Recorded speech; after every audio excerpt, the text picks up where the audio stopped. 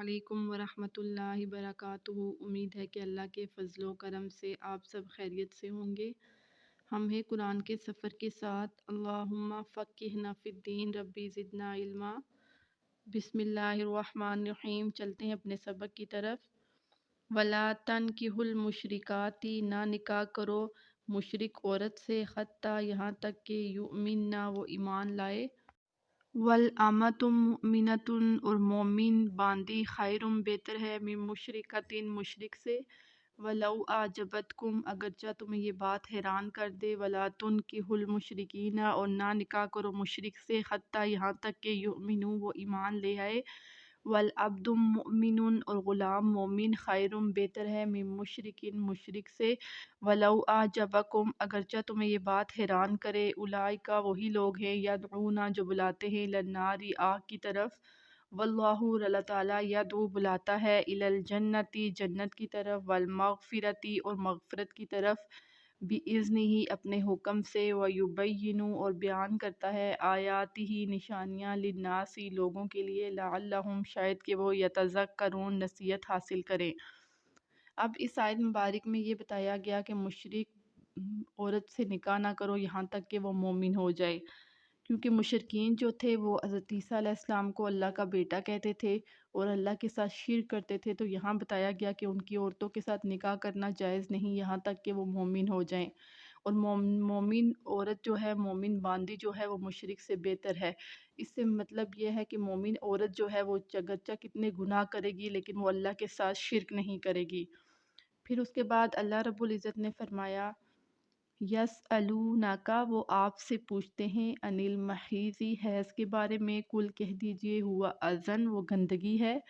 فاعتزلوا النساء، پس بچو عورتوں سے، فی المحیض، حیض میں، ولا تقربوہن، پس نہ ان کے قریب جاؤ، حتیٰ یہاں تک کہ یطہرن، وہ پاک ہو جائیں، فاذا تطہرن، پس جب وہ پاک ہو جائیں، فاتوہن، پس آؤ، من حیث امرکم اللہ، جو اللہ نے حکم دیا،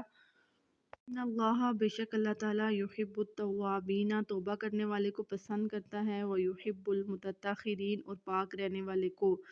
نساؤکم، عورتیں تمہاری، حرث لکم، کھیتیاں ہیں، فاتو، پس آؤ، حرثکم، اپنی کھیتی کے پاس، ان شئتم، جب تم چاہو،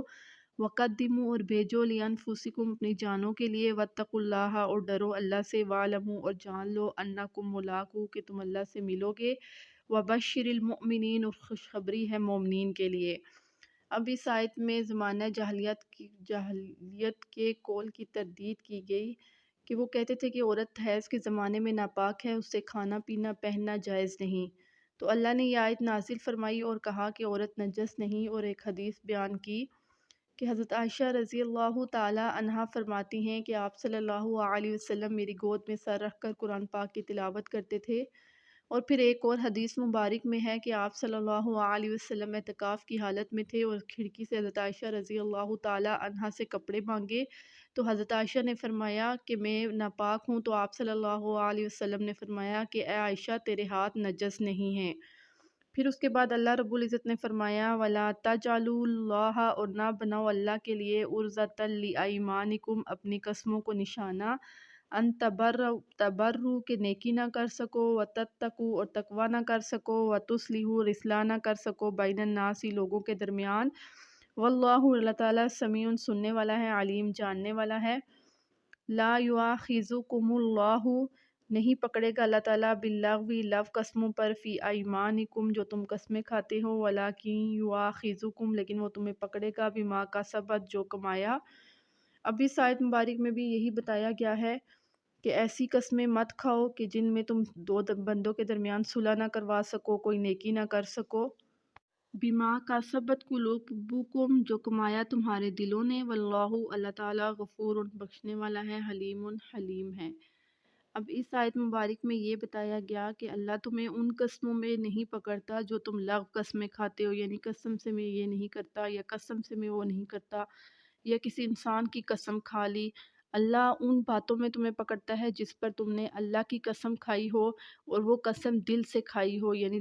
دل سے، صرف زبان سے تم قسم نہ کھاتے ہو بلکہ اس کام میں یا اس بات میں تم نے دل سے قسم کھائی ہو اور اللہ کے نام کے ساتھ قسم کھائی ہو۔ تو انشاءاللہ اگلے درس میں ہم مزید پڑھیں گے۔ تمت بالخیر، اللہ حافظ۔